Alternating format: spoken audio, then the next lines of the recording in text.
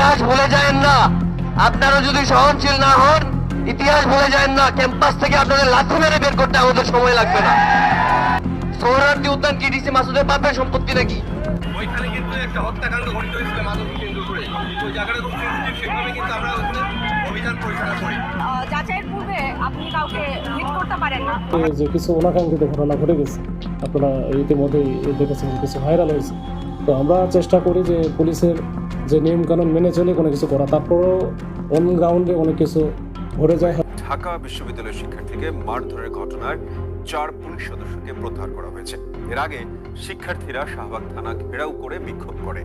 বিস্তারিত হাকিম ভাইয়ের রিপোর্ট। প্রিয় দর্শক, এমন একটি ঘটনার কারণে যে পুলিশ সদস্যদের একে একে বহিষ্কার করা হবে কেউ কখনো কল্পনা করতে পারেনি। আপনারা জানেন ঢাকা বিশ্ববিদ্যালয় ক্যাম্পাসের যে শিক্ষার্থীদের উপর হামলা করেছে ডিসি মাসুদ সহ তার টিমের লোকজন, একে একে পুলিশ সদস্যদের কিন্তু বহিষ্কার করা হচ্ছে। এমন একটি কারণে এমন ভাবে যে পুলিশ সদস্যদের বহিষ্কার করা হবে কেউ কখনো কল্পনা করতে পারেনি। চলুন ভিডিওর প্রথমে আমরা একটু দেখে আসি যে এই যে হামলার বিষয় এবং এই যে সাংবাদিকদের উপরে যে হামলা হয়েছে এবং শিক্ষার্থীদের উপর হামলা হয়েছে এই বিষয়ে ডিসি মাসুদ নিজে কি বলতেছেন, তারপরে আমরা শিক্ষার্থীদের যে দাবি এবং তাদের যে কার্যক্রম সেটা আমরা দেখিয়ে নেব। চলুন ভিডিওর প্রথমে আমরা একটু দেখে আসি ডিসি মাসুদ এই বিষয়ে কি বলতেছেন, নিজের মুখ থেকে কিছু বক্তব্য আমরা প্রথমে শুনে আসি। সোহরাওয়ার্দী উদ্যানের কিন্তু একই অবস্থা। ইতিপূর্বে দেখেছেন যে সোহরাওয়ার্দী উদ্যানে এই আমাদের সাম্য মার্ডার হয়েছিল। এরপরে বেশ কয়েকটা ইনসিডেন্ট হয়েছে যেখানে এই মাদক সেবন করতে গিয়ে চাকু মারা, বড় গুরুতর আহত করা, প্রায়ই কিন্তু এই ধরনের ঘটনা ঘটে। এরই প্রেক্ষিতে আমরা চিন্তা করলাম যে আমরা আসলে এমনি নিয়মিত অভিযান তো ছোটোখাটো চলেই। তো গতকালকে আমরা সবাই মিলে আমাদের সকল অফিসার, ওসি, ইন্সপেক্টর বা যারা অন্যান্য যারা ছিল তাদেরকে সবাইকে নিয়ে আমরা যে পুলিশ কন্ট্রোল রুম থেকে বেশ ফোর্স নিয়ে আসছিলাম, রিজার্ভ ফোর্স 50-60 জনের মতো। তো এদের সহ আমরা কিন্তু একটা অভিযান দেওয়ার শুরু করি। তো শুরু করার পরে যে বিষয়টা হয়েছে যে কিছু অনাকাঙ্ক্ষিত ঘটনা ঘটে গেছে, আপনারা ইতিমধ্যেই দেখেছেন যে কিছু ভাইরাল হয়েছে। তো আমরা চেষ্টা করি যে পুলিশের যে নিয়মকানুন মেনে চলে কোনো কিছু করা, তারপরেও অন গ্রাউন্ডে অনেক কিছু ঘটে যায়। হয়তো অনেক কিছু আমাদের ল্যাপস থাকে, কিছু কিছু ক্ষেত্রে আমাদের হয়তো বা অজান্তে অনেক কিছু ঘটনা ঘটে যায়। তো এরকমই কিছু ঘটনা ঘটে গেছে, কিন্তু এটা আমরা তো একেবারে দেশের স্বার্থে, মানুষের স্বার্থে, ওই এলাকার স্বার্থে কিন্তু আমরা কাজ করি। পুলিশ সবসময় তাই করে এবং আমরা সবসময় তাই করি। এবং আমরা চাই যে একটা সুন্দর মাদকমুক্ত এই সোহরাওয়ার্দী উদ্যান যেন মাদকমুক্ত থাকে এবং সেই সাথে এখানে যেন কোনো মানুষজন নির্ভয়ে চলাফেরা করে। কিন্তু দেখবেন যে এই যে রাত 9টা-10টার দিকে ওইখানে কিন্তু এখন এই যে রোজা রমজানের দিন মানুষ তারাবির নামাজ পড়তেছে, ওইখানে কিন্তু ভালো লোকজন কিন্তু যাওয়ার কথা না, ভাই, মানে গেটও বন্ধ থাকে। এর মধ্যে দেখবেন যে প্রচুর লোকজন, সবাই কিন্তু মোটামুটি ওই যে চিপাই চাপাই, তারপরে বিভিন্ন রকমের ওই জঙ্গলে টঙ্গলে বসে দেদারসে গাঁজা সেবন থেকে শুরু করে ওই যে ইয়াবা সেবন এরকম করতেছে। তো এগুলো হচ্ছে করে আমরা মাঝে মাঝে প্রায়ই ধরি। তো গতকালকের অভিযানও এরকমই ছিল। এর মধ্যে কিছু ব্যত্যয় ঘটলো। আমরা কিছু একজনের সাথে তো তর্ক বিতর্ক হচ্ছিল। তো তর্ক বিতর্কের পর্যায়ে থাকলে ভালো হতো, কিন্তু শেষটা যেটা হয়েছে আমাদের কিছু সদস্যের একটু বাড়াবাড়ির কারণে এটা অপ্রীতিকর ঘটনা ঘটে। এটা আসলে আমার কাছে মনে হয়েছে যে এটা একটা অনাকাঙ্ক্ষিত ঘটনা। তো ওটাই বলছি যে আরেকটা সাংবাদিকদের সাথে একজন সাংবাদিক এরকম ওই যে একটা 4-5 জন আমাদের 4-5 জন বা 7-8 জন ছিল যারা একটু সাইডে চলে গেছিল। তো ওখানে মনে হয় কিছু শিক্ষার্থী পরিচয় দিয়ে তারা গাঁজা সেবন করতেছিল। তো ওইখানে ধরতে গিয়ে তখন আমাদের এক পুলিশের কনস্টেবলকে কিন্তু হচ্ছে যে চাকু মারে, যেটা মাথায় একবারে ডিপ আকারে ঢুকে যায়।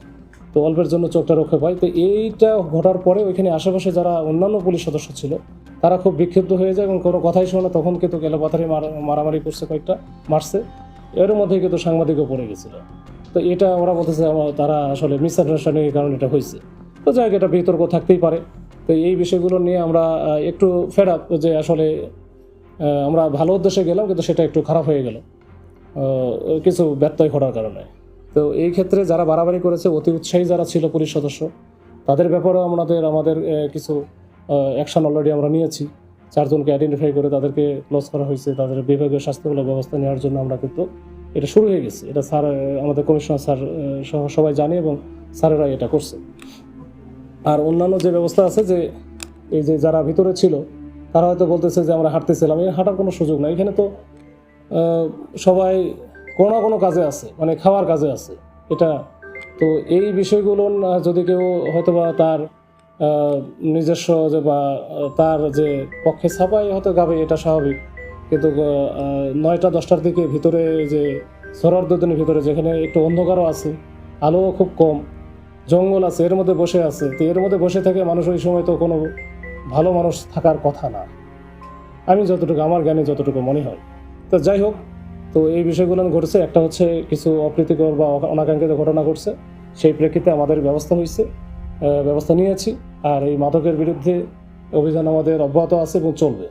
এটা আমরা যে এলাকায় আছি এখন, আমি যে জুডিডিকশনে আছি রমনা এলাকা, এই রমনা এলাকায় কোনো কিছু হলে তো এটা আমি বা আমার কোনো অধীনস্থ কোনো কর্মকর্তা, এডিসি, এসি, ওসি তারাই করে। এটার সাথে কোনো সম্পর্ক নাই। আমরা হচ্ছে খালি শিক্ষামন্ত্রী, তাহলে এই শিক্ষামন্ত্রী আসার আগে বহুবার হচ্ছে দেখেন যে আপনাদের ওই যে মিডিয়াতেও আছে যে সোহরাওয়ার্দী উদ্যানে আমরা মনে হয় 20-25 বার আমি নিজে গেছি, এবং আমার নিজের বাইরে তো বহুবার অপারেশন হচ্ছে। আমরা যখন মাঠে যাব, যখন আমি কাউরে তল্লাশি করবো, ম্যাজিস্ট্রেট কেন লাগবে এখানে? তো আমি তল্লাশি করবো, আমার যদি সন্দেহজনক মনে হয় যে তাকে আমার সন্দেহ মনে হচ্ছে, তাকে আমি প্রপারলি তাকে বলবো যে ঠিক আছে, জাস্ট হ্যান্ডস আপ। এরপরে আমরা অন্যান্য জিনিসগুলো যে আছে, যে হয়তো কেউ না কেউ তো আশেপাশে থাকার কথা, তো তাদের সামনেই, এবং যে করছে সে তো নিজেও দেখতেছে, ওখান থেকে আমরা তাকেই বলি যে আপনি হচ্ছে আপনার পকেটে কি আছে বের করেন, আপনার মোবাইলে কি আছে, মোবাইল আছে কিনা বা মানিব্যাগ আছে কিনা বের করে আমাদের এগুলো দেখান। যদি আরও কিছু মনে হয়, আমরা হচ্ছে হাত দিয়ে অনেক সময় সে নিজে বের করে দেয় না, তো এগুলো হচ্ছে এটা তো তল্লাশি করে আমি যদি পাই তাহলে সেটা ব্যাপারে সেটা একটা ব্যবস্থা হবে। যদি কোনো কিছু না পাই, অবৈধ কোনো কিছু না পাই, অবৈধ পাইলে বৈধ কোনো কিছু পাইলে তো সমস্যা নেই, কিন্তু অবৈধ যদি কোনো কিছু পাই সেক্ষেত্রে তো আমরা অন্যভাবে আমরা প্রসিকিউট করি, যেটা আমরা থানায় নিয়ে যাই, ওখান থেকে আমরা মামলা দিয়ে করে না, যাদের কাছে পাওয়া গেল না। এখন দেখা গেল যে অনেকের বেশ কয়েকজন আছে যে যাদের এই যে তর্কাতর্কি হয়েছে, তাদের কাছে দেখা গেল খাওয়ার জন্য যে এলিমেন্টস ইনগ্রিডিয়েন্টস দরকার, যেমন হচ্ছে এই যে ছোট চাকু, তারপরে যে কেচি, তারপরে ফয়েল পেপার, হাতুড়ি, বাটাল, অমুক তমুক, এগুলো কি এটা এমনি থাকার কথা? এটা এমনি থাকার কথা না, আমি জানি না এটা। আর ওইটা যদি আমরা ডোপ টেস্ট করতাম বা কোনো একটা ওই যে এই মাদক সেবনের জন্য যেটা, এটা হয়তো পেয়ে যেতাম, কিন্তু আমরা ওটা ওইদিকে যাই নাই। যখন শুনছি ঢাকা ইউনিভার্সিটির স্টুডেন্ট, আমরা কিন্তু আসলে খুব বেশি ইয়ার মধ্যে জানছি। ঠিক আছে, আমরা খালি এটা ইনশিওর করছি যে ভাই রাত্রে এই যে রোজা রমজানের দিন নামাজ কালাম পড়ো, না হলে তারাবির নামাজের সময় মানুষের ডিস্টার্ব করার দরকার নাই। যদি না মনে হয় নামাজ না বলে, কিন্তু অন্যদিকে এইখানে অন্ধকার, বিভিন্ন লোকজনের আনাগোনা থাকে, এইখানে কেন? তোমরা যা পড়াশোনা করো, ওই এলাকায় থাকো। ওই যে ঢাকা ইউনিভার্সিটির ভিতরে অনেক জায়গা আছে, খুব সুন্দর সুন্দর জায়গা আছে, মল চত্বর আছে, ওই হাকিম চত্বর আছে, বা অন্যান্য অনেক ভিসি চত্বর আছে, অনেক জায়গা আছে। আমরা তো পড়াশোনা করে আসছি। তো আমার লাইফে আমার কখনো মনে হয় না যে সন্ধ্যার পরে কখনো আমি এই সোহরাওয়ার্দী উদ্যানে ঢুকেছি। বেয়াদবির বিষয় না, আসলে এক একজন এক এক রকমভাবে রিয়্যাক্ট করে। আর যারা মাদক খায় তারা একটু অন্যভাবে রিয়্যাক্ট করে, এটা আমরা বুঝি। তো তারপরে এটা আমরা এই পরবর্তীতে যখন আমরা যাব, তখন এই বিষয়গুলো আমার মাথায় থাকবে। আমরা তো আস্তে আস্তে শিখি, তো শিক্ষা নিতে নিতে একটা পর্যায়ে গিয়ে আমরা হচ্ছে হয়তো বা একটা পর্যায়ে আমাদের যদি কোনো ব্যত্যয় থাকে, কোনো জায়গায় ত্রুটি বিচ্ছুতি থাকে, সেটাও সামনে আমরা হচ্ছে ঠিক করে নিব। কারোর সাথে কথা বলার ধরনের ক্ষেত্রে হয়তো বা মনে হতে পারে যে সে বেয়াদবি করছে, আমার হয়তো উল্টা দিকে আমরা রাগ করছি, তা আমরা এখন থেকে রাগ করবো না। দ্বিমত পোষণ না, যে আমি যেটা করতে চাই, যে আমি যদি তাকে সার্চ করতে চাই, সে যদি আমাকে সার্চ করতে না দেয়, তাহলে তো এটা বাধা না, তাহলে তো অবশ্যই তাকে আমি নিব।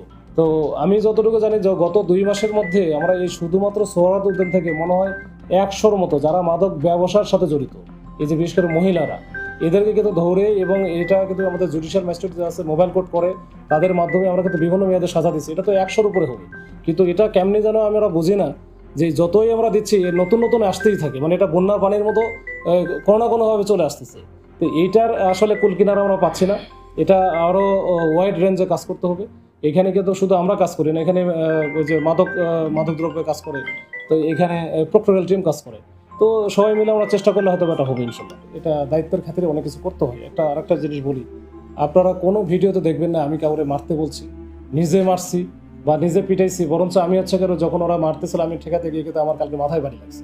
তো বিষয়গুলো এখন যদি আমাকে ইন্টেনশনালি টার্গেট করে যদি কোনো একটা পক্ষ কাজ করে, আমার তো মনে হয় যে টার্গেট করে, একেবারে টার্গেট করে, আমি কোনো রকম কোনো কিছু না, আমি তো তাহলে আমার দায়িত্ব পালন করবো না।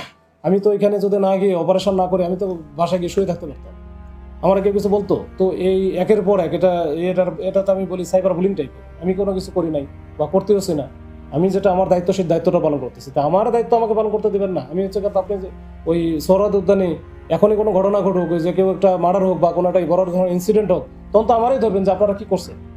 এর আগে যখন সাম্য মার্ডার হলো তখন তো আমাদের দিকে আঙ্গুল তুলছে যে এখানে এই এত ঘটনা ঘটতেছে বা এখানে মাদকের আখড়া, আপনারা বসে আছেন, তখন আমাদের দিকে আঙ্গুল তুলছে এবং বিশ্রী ভাষা গালাগালি করছে। তল্লাশির সময় তো আমাদের সিআরপিসি আছে, পিআরবি আছে, তল্লাশির সময় আমরা যেভাবে তল্লাশি করি, তো হাউস তল্লাশি করতেছি না, এটা আমরা অন গ্রাউন্ডে একটা মানে হুট করে একটা যে আমরা কারো কাছে অবৈধ কোনো জিনিসপত্র আছে কিনা, সেটা মাদক হইতে পারে, অবৈধ অস্ত্র হইতে পারে, ছোটখাটো অস্ত্র হইতে পারে। তো এই অস্ত্রগুলো এটা আমি তো আপনার কাছ থেকে তল্লাশি করে করতেই পারি, সার্চ করতেই পারি। এটা তো পুলিশের এই ক্ষমতা তো একেবারে ইনহেরেন্ট পাওয়ার, এটা হচ্ছে সিআরপিসিতে দেওয়া আছে, আমার পিআরবিতে দেওয়া আছে। এটা যদি আপনি বলেন যে হ্যাঁ আমার কিছু তল্লাশি করতে পারবেন না, তাহলে তো এটা তো পুলিশের কাছে, এটা হয় কখনো সারা বিশ্বের কোনো দুনিয়াতে কোনো পুলিশের আপনি বলতে পারবেন যে আমার তল্লাশি করতে পারবেন না? তাও ওই জায়গায় আমি তো রাস্তায় দাঁড়ায় বলতেছি না, আমি তো যেখানে সেখানে বলতেছি না, এখানেই বলতেছি না যে আপনারা তল্লাশি করলাম। আমি তো কোনো একটা স্পটে গেছি, তো যেখানে সাধারণত এই ধরনের ঘটনা ঘটে, তো ওইখানে গিয়ে যদি আপনি বলেন যে আমরা তল্লাশি করতে পারবেন, এটা কোন আইনে আছে? ক্যাম্পাসে এসব দাদাগিরি চলবে না। ইতিহাস ভুলে যায়েন না। আপনারা যদি সহনশীল না হন, ইতিহাস ভুলে যায়েন না। ক্যাম্পাস থেকে আপনাদের লাথি মেরে বের করতে আমাদের সময় লাগবে না। সোহরাওয়ার্দী উদ্যান কি ডিসি মাসুদের বাপের সম্পত্তি নাকি? আপনারা জানেন গতকালকে কি ঘটনা ঘটেছে, আপনারা দেখেছেন। কিন্তু যেটা দেখেননি, আমি একটা ঘটনা সম্পর্কে আপনাদের বলতে চাই। গত 6 তারিখ আমি ঢাকা বিশ্ববিদ্যালয়ের শিক্ষার্থী, 3য় বর্ষের শিক্ষার্থী। আমি এখানে এসেছিলাম জিডি করতে, শাহবাগ থানার ভেতরে। ঠিক এই জায়গাটাতে পুলিশ আমাকে মারছে। আমার দোষ কি ছিল? আমি জিডি করতে আসছি থানায়, আমি জিডি করতে আসছিলাম, আমাকে কুকুরের মতো এখানে মারছে। আমার পকেটের ফোনটা আমার ধার করা টাকায় কেনা, ওই ফোনটাকে চূর্ণ বিচূর্ণ করে ফেলছে পুলিশ। ওখানে কনস্টেবল ছিল নাকি এসআই ছিল নাকি ওসি ছিল আমি জানি না, সবাই মিলে আমাকে মারছে, পশুর মতো মারছে। আমি কি করেছিলাম? আমি থানায় জিডি করতে আসছিলাম। ডিসি মাসুদ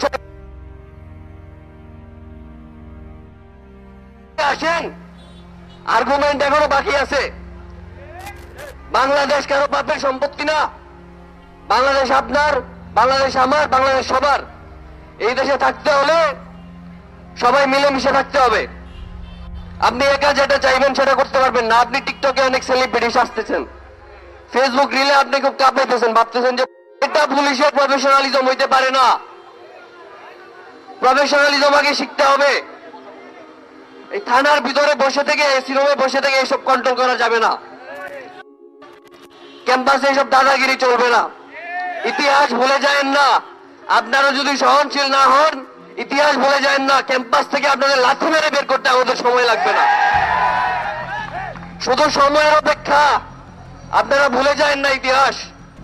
ক্যাম্পাসটা আমাদের 40,000 স্টুডেন্টের বিপরীতে যায় আপনারা কিছু করতে পারবেন না। স্টুডেন্টদের প্রতি সহনশীল হন, বিচার করুন।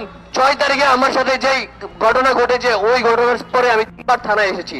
থানা থেকে কোনো ধরনের সহযোগিতা আমাকে করে নাই। আমাকে বলছে ভেতরে সিসিটিভি আছে, শাহবাগ চত্বরে সিসিটিভি আছে, কিন্তু এখানে নাকি সিসিটিভি নাই। অথচ এই যে দেখেন 2টা সিসিটিভি দৃশ্যমান দেখা যাচ্ছে, এই সিসিটিভি সম্পর্কে ওনারা জানে না। আমাকে মারা হয়েছে এটা সম্পর্কে ওনারা কোনো বিচার করবে না।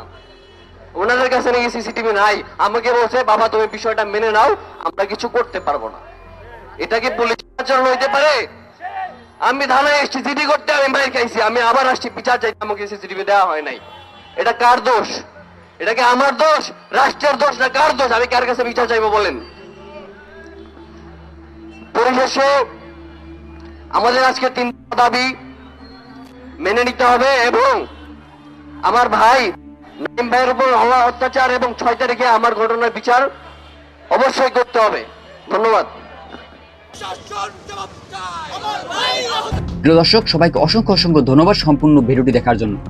আপনারা সম্পূর্ণ ভিডিওটি যারা দেখেছেন তারা বিষয়টি বুঝতে পেরেছেন যে গেছে 2 দিন আগে থেকে কিন্তু দেখা যায় সোশ্যাল মিডিয়া একটি বিষয় নিয়ে ভাইরাল হয়ে গেছে এবং চলতেছে, গুঞ্জন চলতেছে ডিসি মাসুদ যে দেখা যায় ঢাকা বিশ্ববিদ্যালয়ের ক্যাম্পাসের ছাত্রদের উপর যে হামলা করেছে দেখা যায় যে সোহরাওয়ার্দী উদ্যানে। তো এই বিষয়টা নিয়ে কিন্তু ঢাকা বিশ্ববিদ্যালয়ের ছাত্রছাত্রীরা তারা কি করতেছে, তারা কিন্তু আন্দোলন করতেছে। আপনারা জানেন এই বিষয়টা। এখন একে একে কিন্তু 4 জন পুলিশ সদস্যদের কিন্তু বহিষ্কার করা হয়েছে সেই বিষয়কে কেন্দ্র করে।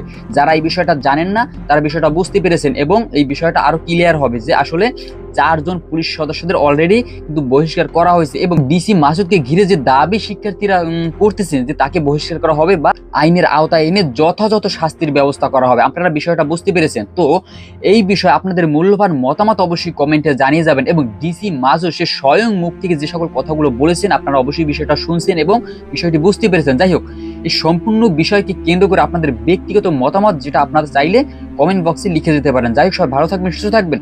যদি ভিডিওটি ভালো লাগে এরকমের নতুন নতুন ভিডিও পেতে এবং সবার আগে যাতে আপনার কাছে এই ভিডিওগুলো যায় সেজন্য চ্যানেল সাবস্ক্রাইব করে রাখবেন এবং ভিডিওতে একটি লাইক করে। সবাই ভালো থাকবেন, ধন্যবাদ সবাইকে।